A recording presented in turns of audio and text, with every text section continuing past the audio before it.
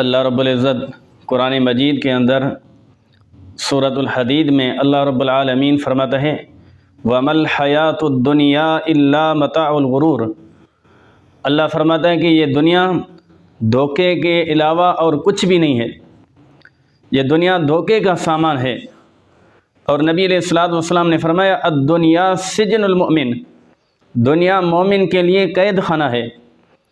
جس دنیا کے پیچھے میں اور تم لگے ہوئے ہیں، جس دنیا کے پیچھے لگ کر میں اور تم اللہ اور اس کے رسول صلی اللہ علیہ وسلم کی مخالفت کر رہے ہیں، جس دنیا میں رہ کر ہم قرآن اور سنت سے دور ہیں، لیکن یاد رکھو اللہ کا قرآن کہتا ہے وَمَا الْحَيَاةُ الدُّنْيَا إِلَّا مَتَاعُ الْغُرُورِ، یہ دنیا دھوکے کے سوا اور کچھ بھی نہیں ہے۔ یہ دنیا ہے، یہ ظالموں کی دنیا ہے، یہ وہ دنیا ہے جہاں پر فرعونوں کو تخت پر بٹھایا جاتا ہے، یہ وہ دنیا ہے جہاں پر یزید جیسوں کو تخت پر بٹھا کر، جہاں پر حسین رضی اللہ تعالی عنہ جیسے شخصیات کے سروں کو نیزوں پر اٹھانے والے ہیں۔